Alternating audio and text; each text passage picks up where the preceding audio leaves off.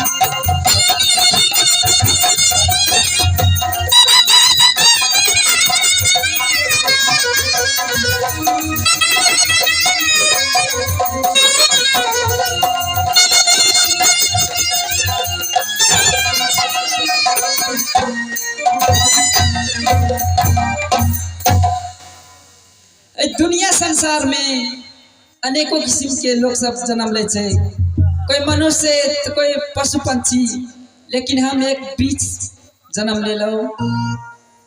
चंदनपुर शहर में हमारे स्थानीय पेरा चौबटिया पर जते पूर्व पश्चिम के लोग अबे उत्तर दक्षिण के थोड़ा देर विश्राम करे आ चल जाइए से नहीं तो जाए हम अपना स्थान पर।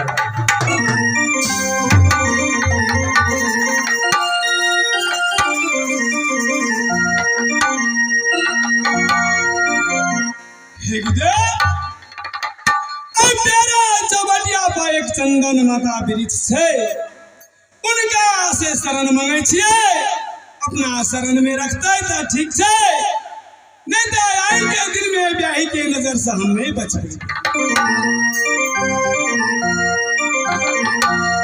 प्रणाम है चंदन माता।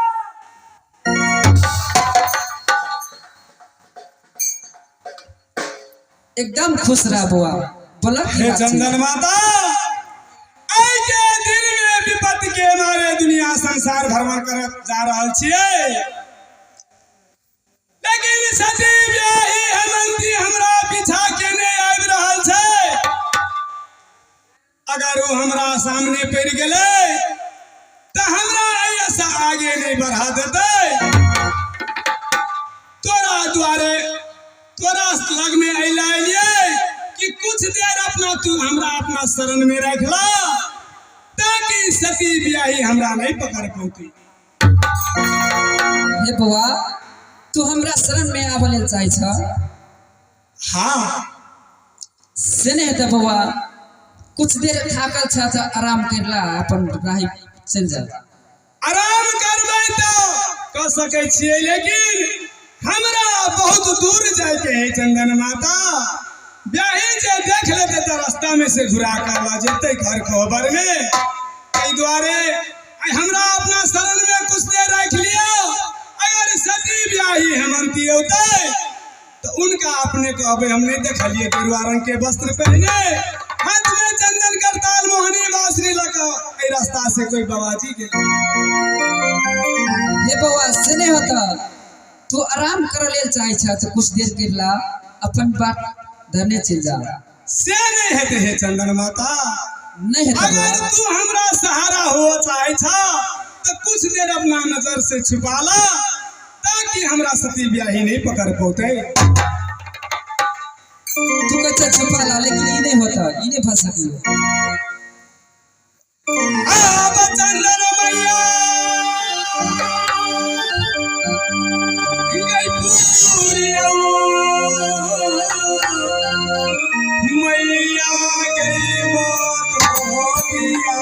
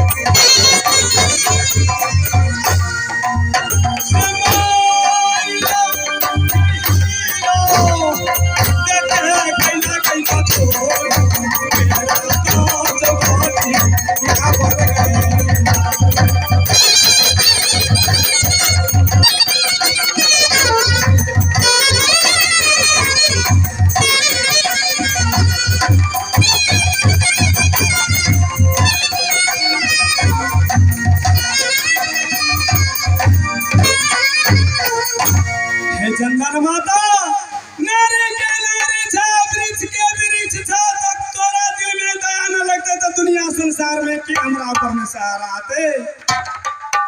हे बौआ, हमू तो एक माता छिए, तू एते कने बजे छ। ठीक है, तोरा हमरा अपना शरण में राख ले छिए, लेकिन हमरा कोनो समस्या नहीं होबाक चाहिए। हे चंदन माता, कोनो समस्या नहीं है, खाली कुछ देर के लागे तो हमरा अपना शरण में छुपा लो। सती ब्याही लौट के जते तकर बाद हम अपन रास्ता जाए। ठीक है बौआ।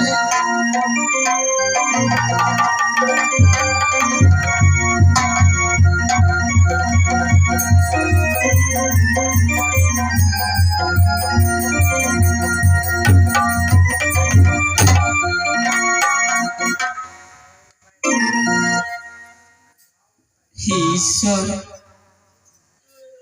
इस समय में कहाँ तो स्वामीनाथ के नहीं देख रहा छी, से नहीं तो अगाड़ी में देख रहा छी कि वृक्ष चंदन की छिया, से नहीं तो जा रहा छिया। हुनका से पूछवा कि कोनो बटोही की ए रास्ता से जाए देखला कि नहीं देखला।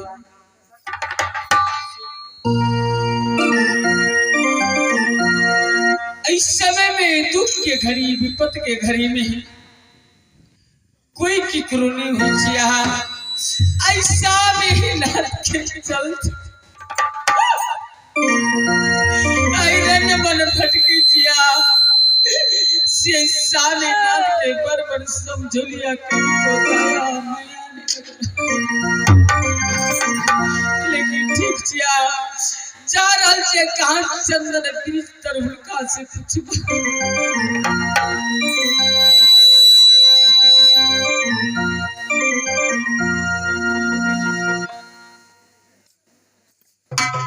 प्रणाम चंदन माता।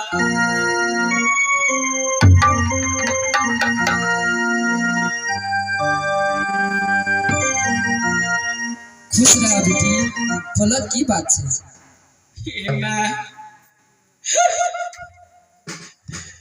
रास्ता से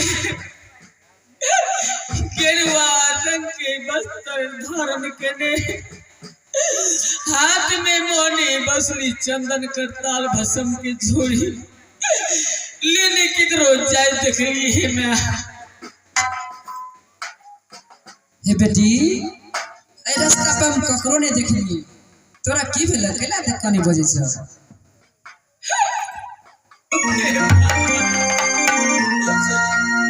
आई दुनिया संसार में जेकरा पर जिंदगी करती है, गुस्सा में ना ताई मांग छुप के कहा तू भाग रहल छिया। आई ओकरे चक्कर में घर द्वार छोड़ के दुनिया में घूम रहल छिया। अपने की पूछ रहल छी, अपने देखली हमरा कह दिया। हे बेटी, गेरुआ रंग के वस्त्र पहन के ककरो ने हमें देख लिया, ऐसे से कोई नहीं गल छ।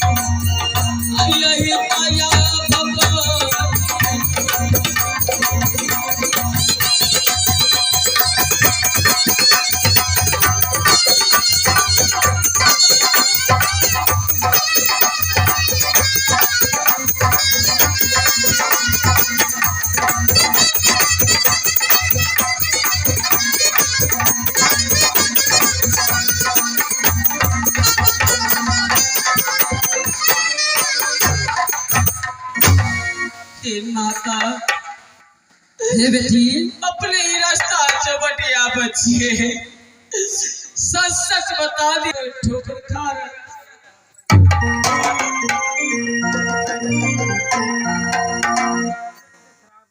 हे बेटी सुना, यदि असल सुना रहे तो कबो नहीं जरे है, असल बेटा रहे तो कबो नहीं मरे, बुझला।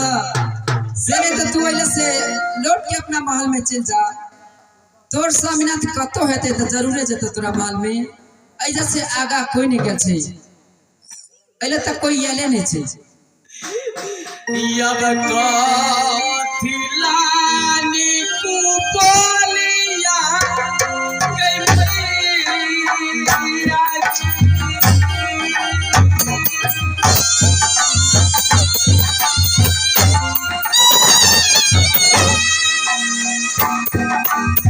हमरा दुखिया सुनावई छी के